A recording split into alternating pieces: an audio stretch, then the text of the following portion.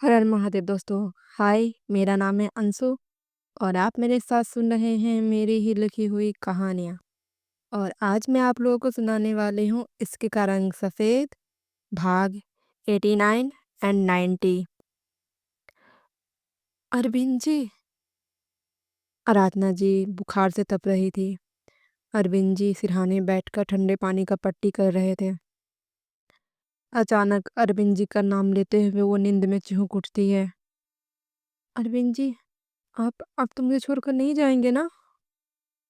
नहीं नहीं आराधना, मैं कहीं नहीं जाऊंगा तुम्हें छोड़कर। अभी तुमने मेडिसिन लिया है ना, थोड़ी देर आराम करो। थोड़ी देर सो जाओ, आराम लगेगा तुम्हें। मुझे मुझे बहुत डर लग रहा है अरविंद जी। नीरज तो दूर था ही, आज अतुल भी मुझसे दूर हो गया। अब क्यों नहीं सबको सच बता देते हैं? क्यों सबके मन में नफरत पनपने दे रहे हैं? बता दीजिए न सच, मुझे कोई फर्क नहीं पड़ता है। वैसे भी जिल्लत की जिंदगी जी रही हूँ, थोड़ा और सही। मैं अब सबकी आंखों में आपकी ये नाराजगी और नफरत नहीं देख सकती हूँ। आराधना जी रोते हुए अरविंद जी का हाथ पकड़कर बोलते हुए, कुछ नाराजगी नहीं है। आराधना तुम सो जाओ, दोनों का दिमाग ठिकाने लग जाएगा तो यहीं वापिस आएगा। इतना मत सोचो। लेकिन अतुल कहाँ गया होगा? आराधना, अतुल इतना बड़ा हो गया है कि खुद का ख्याल खुद रख सके, तुम चिंता मत करो। अभी उसका दिमाग भटक गया है ना, जैसे ही सही हो जाएगा खुद माफी मांगने आएगा। मुझे अपने बेटे पर पूरा भरोसा है। मुझे बहुत डर लग रहा है। डरो मत, चिंता मत करो, सब ठीक होगा। सोचो, अतुल फिर से मुंबई चला गया है पढ़ने के लिए। चलो सो जाओ। उन्होंने आप पर शक किया है। आराधना, वो अपनी बोली नहीं बोल रहा है। जुबान भले ही उसकी थी, लेकिन पागल उसे नीरज ने बनाया है। मुझे पता है वही उसके दिमाग में ये शक का कीड़ा डाला होगा, क्योंकि ये बात उसी के दिमाग में भरी हुई है। नहीं नहीं अरविंद जी, नीरज ऐसा नहीं कर सकता है, वो अतुल से बहुत प्यार करता है। तुम्हारा दिमाग कब खुलेगा आराधना?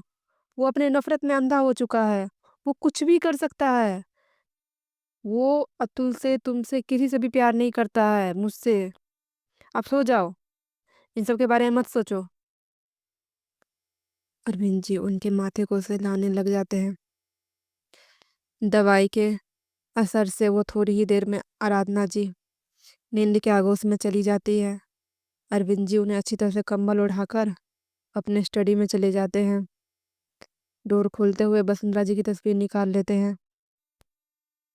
बसु, आज तुम्हारी बहुत याद आ रही है। बसु, क्यों तुमने हम सबको कसम में बांध दिया और चली गई? तुम्हारे एक कसम के चलते हमारा परिवार बिखरता जा रहा है। नीरज नफरत में बहुत दूर निकल चुका है, जहां से मैं चाह कर भी वापस नहीं ला पा रहा हूँ। और अतुल भी उसी रास्ते पर निकल रहा है। जैसा तुमने चाहा था वैसा कुछ नहीं हो रहा है। तुम्हें जिसका डर था वही हो रहा है बसु। अतुल को अब अपने वजूद पर सवाल उठा रहा है। बताओ ना, मैं क्या जवाब दूँ उसे? क्यों हम सब की जिंदगी उलझा कर तुम इतनी दूर चली गई हो?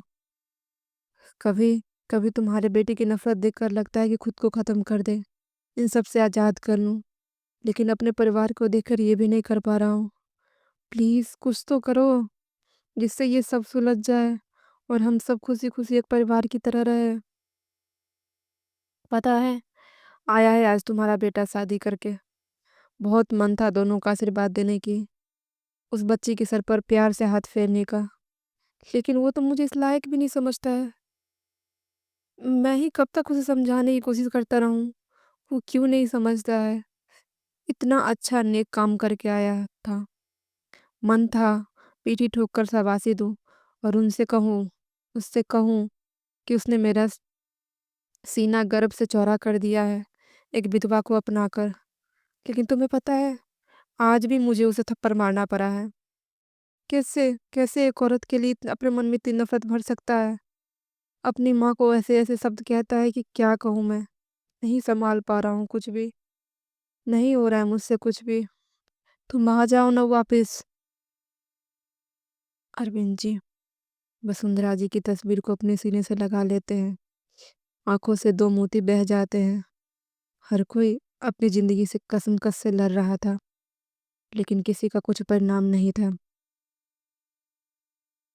इधर लाल गुलाब से कमरा सजा हुआ था। बेड के बीचों-बीच ईशानी बैठी हुई थी। शरद उस कमरे में पहुँचाने के बाद फिर से धानी को देखने के लिए भाग गया था कि कहीं उसे किसी चीज़ की ज़रूरत ना हो। ईशानी बस जलती हुई निगाहों से उसे देखती रह जाती है। थोड़ी देर बाद वापिस आता है। अपनी नई नवेली दुल्हन को देखकर अपनी नई नवेली दुल्हन को देखकर उसके चेहरे पर मुस्कान आ जाती है। कवर्ड खोलते हुए चमचमाता हुआ बॉक्स निकालता है और एक छलांग के साथ बेड पर बैठ जाता है। ईशानी डर से उछल जाती है। अरे रिलैक्स, मैं हूँ। ईशानी वैसे ही बैठे बैठे सो गई थी। क्या हुआ, तुम ठीक तो हो? नहीं, वो मैं थक गई थी तो नींद आ रही थी। चलिए, गुड नाइट। अरे लेकिन आज हमारा फर्स्ट नाइट है। बहुत जल्दी याद आ गई आपको। जाइए एक बार भाभी को और भाई को देखकर आ जाइए। क्या हुआ ईशानी, ऐसे क्यों बोल रही हो? मैं ऐसे बोल रही हूँ शरद, मैं भी इस घर में नहीं हूँ, लेकिन यहाँ तो मेरी कोई इम्पोर्टेंट ही नहीं है। मैं बहुत नाज़ों से पली हूँ। दोनों भाई मुझे अपने हथेली पे बिठा कर रखते थे। इग्नोर होना मुझे बिल्कुल ही पसंद नहीं है। अच्छा जान, सॉरी ना। मैं बिल्कुल तुम्हें इग्नोर नहीं करूँगा। शरद तुरंत अपने कान पकड़ लेता है। अब सबसे पहले तुम, बाकी कोई और। ठीक है। अरे बाबा हाँ, सच कह रहा हूँ। देखो मैं तुम्हारे लिए क्या लेकर आया हूँ। ईशानी गिफ्ट को देखकर खुश हो जाती है। उसकी आंखों में चमक भर जाता है। अरे अब लो भी यार, सॉरी तो बोल दिया। ईशानी उसके हाथों से गिफ्ट बॉक्स ले लेती है। चलो अब खोलो इसे। ईशानी उस लंबे से बॉक्स को नीचे रखकर खोलने लग जाती है। जितनी एक्साइटमेंट के साथ खोल रही थी, अंदर के गिफ्ट को देखकर उसका सारा एक्साइटमेंट ठंडा पड़ जाता है। अंदर खूबसूरत सी चांदी की पायल थी, जिसमें बहुत सारे बजने वाले नूपुर लगे हुए थे। क्या हुआ, तुम्हें पसंद नहीं आया? ईशानी का उतरा हुआ चेहरा देखकर शरद पूछता है। नहीं, अच्छा है। ईशानी जबरदस्ती मुस्कुरा देती है। लाओ मैं पहना देता हूँ। ईशानी अपने दोनों पैर आगे कर देती है। शरद पायल निकालकर उसे पहनाने लग जाता है। लोग फर्स्ट नाइट में diamond necklace, diamond pendant, bracelet और न जाने क्या क्या गिफ्ट करते हैं, और ये एक चांदी का पायल लेकर आया है गिफ्ट करने के लिए। इतना तो पैसा है, एक डायमंड नेकलेस ही गिफ्ट कर देता। लेकिन नहीं, मेरे नाम पर पैसे क्यों निकलेगा। ईशानी मन ही मन शरद को कोसे जा रही थी। शरद पायल का लॉक लगाते हुए उसके पैरों को चूम लेता है। ईशानी को एक झटका सा लगता है, जल्दी से अपने पैरों को खींच लेती है। ये क्या कर रहे हैं आप? अपनी वाइफ को प्यार, लेकिन तुम कंफर्टेबल नहीं हो? नहीं नहीं, ऐसी बात नहीं है, गुदगुदी और अजीब सा हो रहा है। होता है, थोड़ा और प्यार करने दो। नहीं होगा। शरद उसके गालों को चूमता हुआ बोलता है। ईशानी झट से उसके सीने से लग जाती है। शरद उसे बाहों में भर लेता है। क्या हुआ? वो मेरे पेट में तितलियां उड़ रही है। तो चलो तितलियों को खाना दो। हैं? तितलियों को खाना, लेकिन कैसे? ऐसे। शरद उसका चेहरा हाथों में भरते हुए अपने होठ उसके होठों पर रख देता है। पहले तो ईशानी हिचकिचाती है, बाद में उसका साथ देने लग जाती है। दोनों इस खूबसूरत रात को और खूबसूरत बना देते हैं और अपने प्यार की मंजिल पर निकल पड़ते हैं। दूसरी तरफ अगले दिन नीरज लंदन पहुंच जाता है। मिस्टर स्मिथ की टीम उसका इंतजार कर रही थी। वहां से सीधे होटल के निकलता है। थक गया था तो थोड़ी देर आराम करता है, लेकिन कुछ घंटे बाद उसकी मीटिंग थी। शाम को तैयार होकर होटल के निकल जाता है। पहले मिस्टर स्मिथ के साथ मीटिंग करता है। दोनों के घंटे डिस्कशन चलती है और बिलियन का प्रोजेक्ट साइन हो जाता है। मिस्टर स्मिथ के पीछे वो 2 साल से लगा हुआ था ताकि वो उसका पार्टनर बन सके। मिस्टर स्मिथ लंदन का जाना माना बिजनेसमैन था। उसका नाम और कंपनी का लोगो मार्केट में हर प्रोडक्ट को बवाल मचा देता था। इसलिए नीरज उसके पीछे लगा हुआ था और आज मिस्टर स्मिथ को अपने बातों में इम्प्रेस करके डील भी फाइनल कर लिया था। प्रोजेक्ट तो फाइनल हो गया था, अब उसके लिए लैंड की ज़रूरत थी। उसी के सिलसिले में वो मिस लूमिया से मिलना था, क्योंकि कल हर हाल में अपने प्रोजेक्ट का इनॉग्रेशन करना था। वो ज़्यादा दिन लंदन में बैठकर नहीं रह सकता था। मुंबई में भी उसका बिजनेस दूसरों के भरोसे चल रहा था। दिल्ली का काम भी मैनेजर ही संभाल रहा था। वो अकेला जान एक जगह नहीं रह सकता था, इसलिए जितना हो सके कम समय में हर काम को ख़त्म करना चाहता था। वहाँ से निकलकर दूसरे होटल में जाता है, जहाँ उसका मिस लूमिया के साथ मीटिंग फिक्स था। नीरज के पहुँचते ही वो उठकर ग्रीट करती है। Hello mister Saxena, welcome to London. Thank you, please sit. Lumia उसे ऊपर से नीचे तक निहारे जा रही थी। बहुत दिनों बाद उसे ऐसा कोई गबरू जवान नजर आया था जो उसकी आंखों में उतरता जा रहा था। म- मिस लूमिया 35 साल की एक डाइवोर्सी महिला थी। वो अपने पिता का बिजनेस संभाल रही थी। जिस लैंड पर नीरज अपना प्रोडक्ट स्टार्ट करना चाहता था, वो उसके पिता का ही था और इसी सिलसिले में वो नीरज के मिलने आई थी।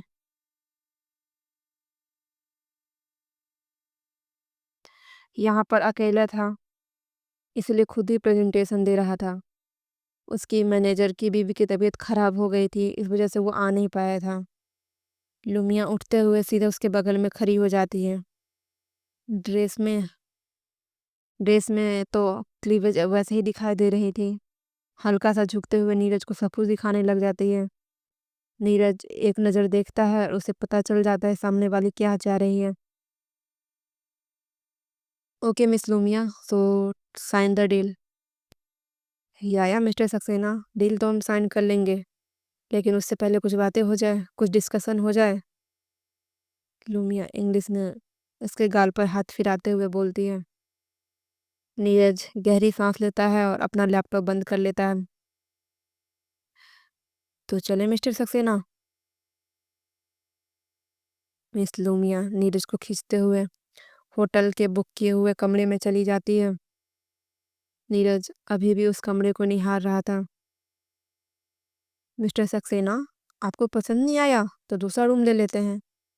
हनीमून स्वीट भी अवेलेबल है, बट ये मैंने पहले से खुद के लिए बुक कर रखा था। No no, it's okay, so let's start. Lumia आंखों में शरारत भरते हुए बोलती है, लेकिन नीरज के चेहरे पर कोई भाव नहीं था। वो हमेशा की तरह ये एक फिजिकल नीड होने वाली थी। लुमिया अपना ब्लेजर उतार कर शर्ट के सारे बटन खोल लेती है। अब नीरज के शर्ट के बटन खोलने लग जाती है, साथ ही साथ उसे किस किए जा रही थी। नीरज भी आंख बंद करके उसका साथ देने के लिए आगे बढ़ता है, लेकिन तभी धानी की मासूम सी आंखें उसके सामने नाचने लग जाती है। उसका वो सिंदूर भरना, मंदिर में विधिवत शादी करना और आखिरी मुलाकात में उसके शर्ट में उसके बालों का उलझना, वो चूड़ी का खनकना, उसे सब कुछ अपने कानों में सुनाई देने लग जाता है। नीरज झटके से अलग हो जाता है और उसे खुद से दूर रखेल धकेल देता है और जल्दी से घूम जाता है। क्या हुआ mister Saxena? I can do this, but why? बताना जरूरी नहीं समझता। नीरज दरवाजे की तरफ बढ़ जाता है। इस बिहेवियर का असर हमारे डील पर पड़ सकता है। लूमिया अपने शर्ट के बटन बंद करते हुए जलती हुई आंखों से बेलती है। नीरज सक्सेना शर्तों पर काम नहीं करता है। लेन के बदले मुंह मांगी कीमत मिल रही है, लेकिन मुझे कीमत नहीं, आप चाहिए। One night one night stand करेंगे, किसी को पता नहीं चलेगा और लैंड भी आपको फ्री में मिल जाएगा। आई एम मैरिड मैन और अपनी वाइफ को चीट नहीं कर सकता हूँ। What a joke. कल तक तो आप सिंगल थे और अचानक आज मैरिड मैन बन गए। मुझे तुम्हें सफाई नहीं देनी है, मुझे चाहिए भी नहीं सफाई। आई डोंट केयर तुम मैरिड मैन हो या सिंगल हो, मुझे बस तुम्हारा एक राज चाहिए। दिस इज़ द कॉमन, तुम्हारी वाइफ को कैसे पता चलेगा? लेकिन मुझे तो पता है। तो? तो क्या फ़र्क पड़ता है? अगर डिनर के साथ कस्टर्ड भी मिल जाए तो? मुझे मीठा पसंद नहीं है। तुम्हारी वाइफ इतनी खूबसूरत है कि उसके लिए मुझे नकार रहे हो? लूमिया गुस्से से जल उठती है। तुम्हें बताना ज़रूरी नहीं समझता। अगर तुम्हें डील साइन करना है तो बता दो, नहीं तो मैं मिस्टर जैक से बात कर लूँगा। बोलते हुए नीरज बाहर चला जाता है। लूमिया अपने बालों को नोच कर रह जाती है। ये इंसल्ट मैं कभी नहीं भूलूंगी मिस्टर सक्सेना। जिस दिन मौका मिला ना, अपना बदला ज़रूर लूँगी। अगले सुबह 5 बजे उठकर ईशानी खटर-पटर कर रही थी। शरद अपने नींद भरी आँखों को ज़बरदस्ती खोलते हुए बोलता है, क्या हुआ ईशानी, इतनी सुबह-सुबह क्या कर रही हो? अरे उठिए ना शरद, हमें तैयार होना है। ईशानी एक सुंदर सा लाल साड़ी निकाल कर बेड पर रखते हुए बोलती है, तैयार होना है? लेकिन क्यों तैयार होना है? चलो चुपचाप सो जाओ। इतनी सुबह बड़ी माँ के अलावा कोई नहीं उठता है। बड़ी माँ भी 6 बजे के बाद ही उठती है। और अभी तो रात ही है, सो जाओ। वैसे भी रात में तुमने बहुत मेहनत करवाया है। पागल, अरे उठिए ना, जल्दी से तैयार हो जाइए ना। 9 बजे हमारी पेरिस की फ़्लाइट है। 7 बजे निकलेंगे तभी तो समय से एयरपोर्ट पहुंच पाएंगे। ईशानी उसके गालों पर किस करके उठाते हुए बोलती है। ईशानी की बात सुनकर शरद की नींद खुल जाती है। नज़र सामने सूटकेस पर चली जाती है, जो शायद ईशानी पहले ही तैयार करके बैठी हुई थी। अरे उधर क्या देख रहे हैं आप? मैंने नहा लिया है, आप भी जाकर नहा लीजिए। तब तक मैं ये साड़ी पहन लेती हूँ। ईशानी साड़ी का तह खोलकर शीशे के सामने जाकर पल्ले को अपने कंधे पर रखते हुए बोलती है। सरहद उठते हुए प्यार से उसे पीछे से बाहों में भर लेता है। बहुत खूबसूरत लग रही है। ईशानी शर्मा कर अपनी पलकें झुका लेती है। मेरी जान बहुत खूबसूरत है, उसका दिल भी तो बहुत खूबसूरत होगा ना? हाँ, ईशानी मुस्कुराते हुए बोलती है। शरद के चेहरे पर परेशानी वाले भाव आ जाते हैं। Ishani, I am sorry. Sharad के मुंह से सॉरी सुनकर ईशानी हैरान होकर शरद की तरफ शीशा के माध्यम से ही देखने लग जाती है। और शरद भी उसकी आंखों में देख रहा था। आप सॉरी क्यों बोल कह रहे हैं? ईशानी, मैंने हमारा हनीमून कैंसिल कर दिया। ईशानी के चेहरे से पल भर में सारी रंगत और खुशी गायब हो जाती है। कैंसिल? लेकिन क्यों? ईशानी, भाई लंदन चले गए हैं, मुझे भाभी का ध्यान रखने के लिए कहकर गए हैं। और ऐसे में हम दोनों भी चले जाएंगे तो वो बिल्कुल अकेली नहीं हो जाएंगी। एक 1.5 महीने में भाई वापिस आ जाएंगे, तब हम लोग चलेंगे ना। वैसे भी ऑफिस में कुछ प्रॉब्लम हो गई है, तो मुझे ऑफिस का काम संभालना है। और हनीमून का क्या है, वो तो हम इस पूरे साल में कभी भी मना सकते हैं। लेकिन कल तक तो आपके ऑफिस में कोई प्रॉब्लम नहीं थी ना, फिर अचानक से आज ऐसे? ईशानी, ट्राई टू अंडरस्टैंड यार, प्लीज़ समझने की कोशिश करो, मैं अभी नहीं जा सकता हूँ। मैं ही क्यों समझने की कोशिश करूँ शरद? शादी में सबने ले जाकर मुझे गाँव में पटक दिया, और वो वहाँ मेरे साथ इतना अत्याचार हुआ। फिर मैंने सोचा शादी के बाद आपके साथ यहाँ पर आऊँगी और यहाँ पर मुझे फ्रीडम मिलेगी, आपके साथ घूमने-फिरने का मौका मिलेगा। आपको तो पता है ना, मैंने कितनी अर्जेंट में वीज़ा पासपोर्ट बनाया था, ताकि मैं आसानी से जा सकूँ। और अब ये सब? आई नो ईशानी, मैं सब समझता हूँ, और हम जल्दी ही वर्ल्ड टूर पर चलेंगे। लेकिन अभी नहीं, प्लीज़ समझने की कोशिश करो। बड़ी माँ, मेरे पापा सब परेशान हैं। कल घर में इतना बड़ा तमाशा हुआ। अतुल का भी मुझे पता लगाना होगा। उसने भी घर छोड़ दिया है। मुझसे छोटा है, उसके प्रति मेरी कुछ ज़िम्मेदारी है ना। और सबसे बड़ी बात भाभी।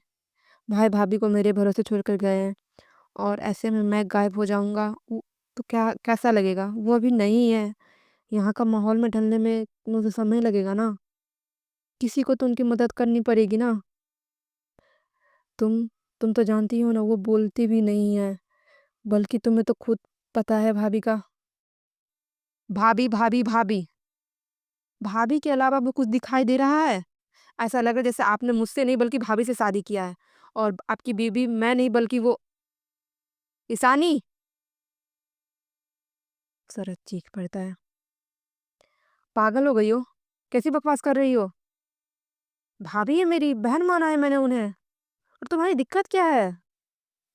मैं देख रहा हूँ तुम्हारा बिहेवियर। इस तरह के बिहेवियर मेरे घर में मेरे साथ नहीं चलेगा। वो मेरे बड़े भाई की पत्नी है और तुम्हें रिस्पेक्ट देना पड़ेगा। तुम अपने घर में देती थी या नहीं देती थी मुझे उससे कोई मतलब नहीं है, क्योंकि जैसी उनकी हालत है मुझे लग रहा है तुमने भी उनके कोई परवाह नहीं किया होगा। लेकिन मैं ऐसा नहीं हूँ। मेरे लिए मेरी पहली फैमिली है, उसके बाद तुम हो। शरद, आप उनके लिए मुझे इतना सुना रहे हैं? हाँ, क्योंकि मुझे तुम्हारा रवैया पसंद नहीं आ रहा है। प्यार से मांगोगी तो अपनी जान भी दे दूंगा, लेकिन इस तरह की बात करोगी तो उसी तरह का सुनने को मिलेगा।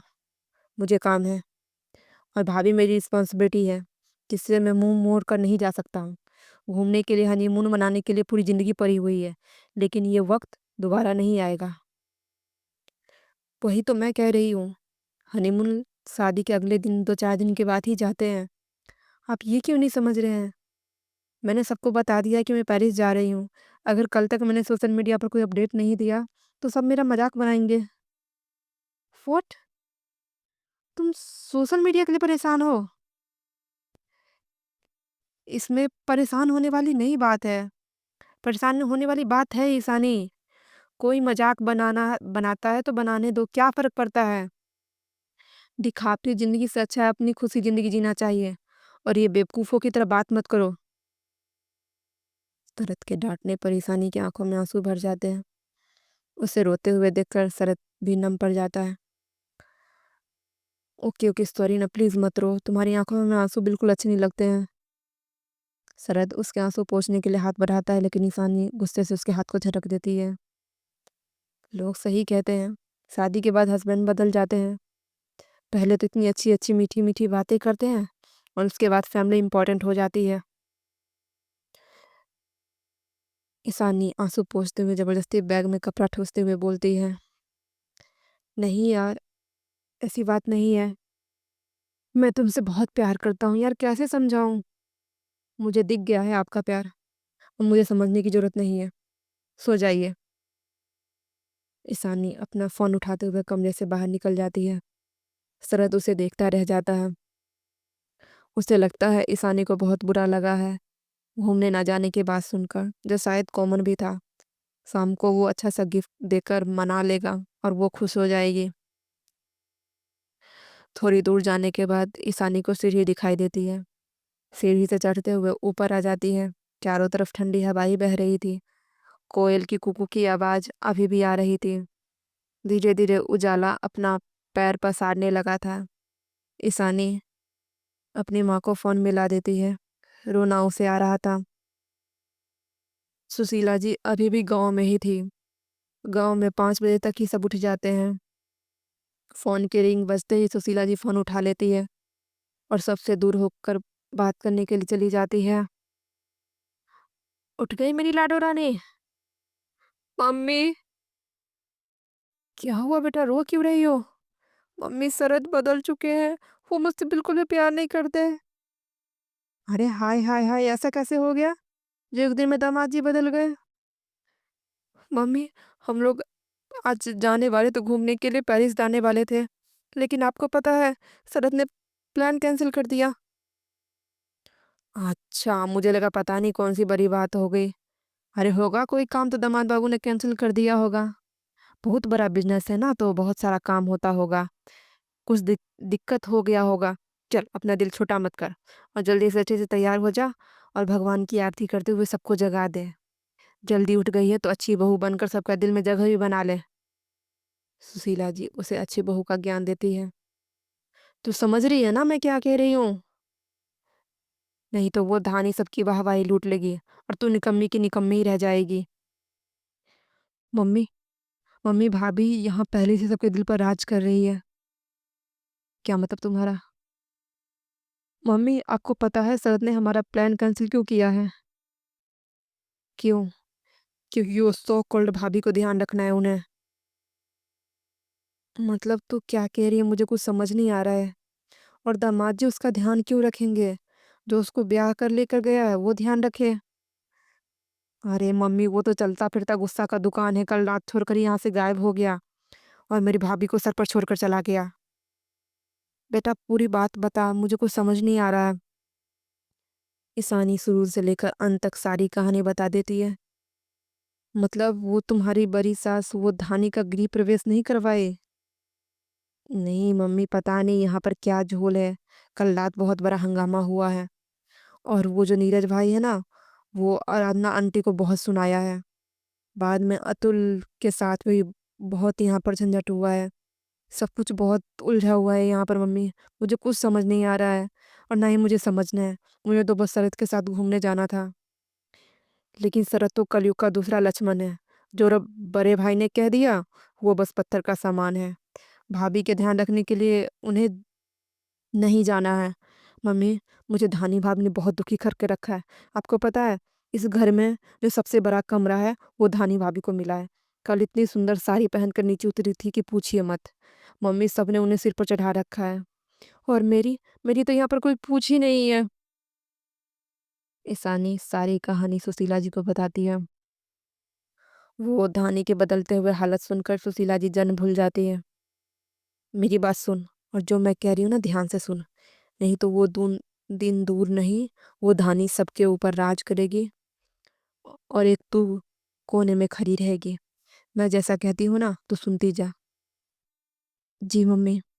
सुशीला जी ईशानी को बहुत सारी बातें समझाती है। लेकिन मम्मी, सबने मुझे डांटा तो। सबको पता कैसे चलेगा पागल? उस गूंगी जुबान की जुबान कहाँ खुलती है? बस जैसे मैंने कहा था ना वैसा कर। और अपनी औकात भूल गई है ना, उसे याद दिला कि वो क्या है। ठीक है मम्मी, ये करके मेरे दिल को भी शांति मिलेगी। चलिए मैं रखती हूँ। धानी किंग साइज के बेड पर गठरी बनकर सोई हुई थी। गर्मी का महीना था, बेचारी को एसी भी चलाना नहीं आता था, इसलिए गर्मी में वैसे ही सोई हुई थी। तभी एक पानी का झोंका उसके चेहरे से टकराता है और वो हड़बड़ा कर उठकर बैठ जाती है। हर हर महादेव दोस्तों, आज का भाग यही खत्म होता है। जल्दी नई भाग लेकर आपके सामने हाजिर होंगे। Thank you.